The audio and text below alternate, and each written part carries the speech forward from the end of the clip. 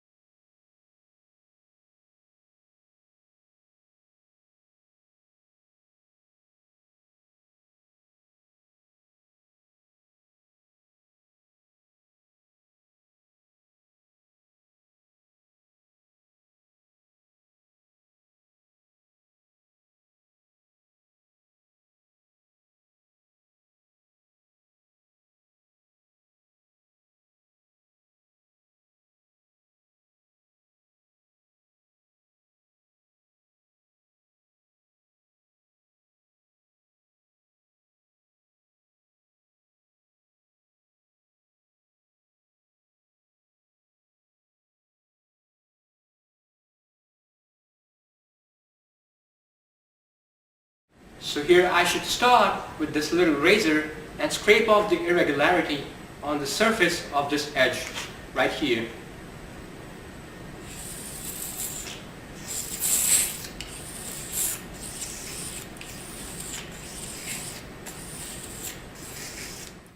So we're not going into full detail.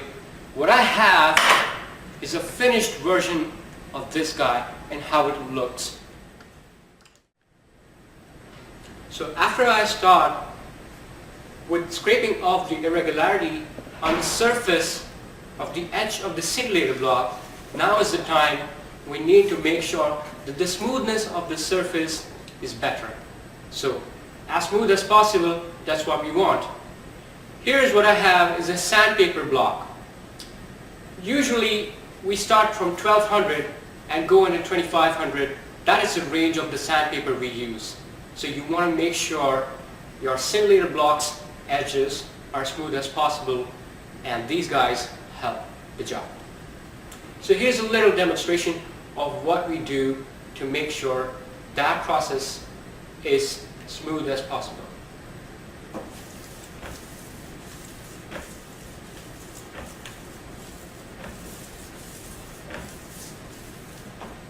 So quick thing here.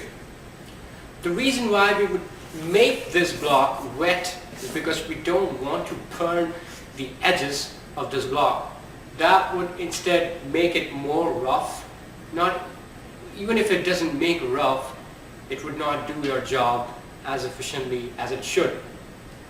You want to make sure they're always wet when you're scraping off the finest irregularities. So after using the sandpaper, what you get is smooth edges of the scintillator block. I can show you them here. They're made sure that they're smooth as possible.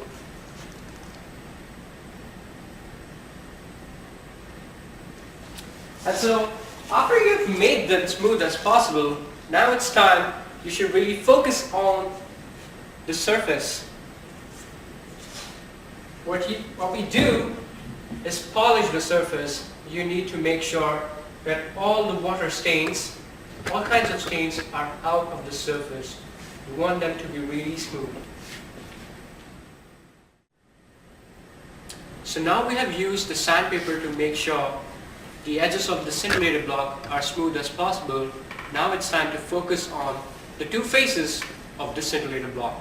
For this, we need to use a regular car polish. We use this to make sure all the scratches on the plastics go. Not all will go, but there certainly you can make a much big difference on the face of scintillator block. All we need to use is a paper towel, and then this whole process would go something like this.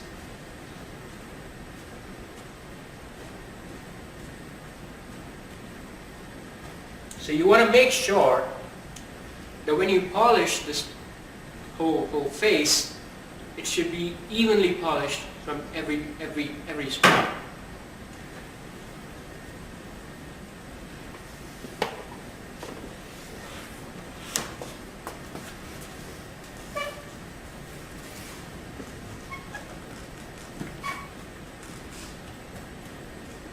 You always have to make sure that you polish them to the best of your ability, because your results should be proportional to the way you have worked.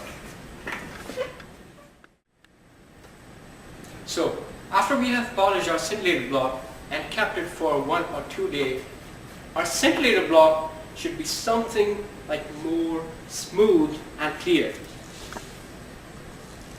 And then we can go to the next step, which is coloring of the PMT.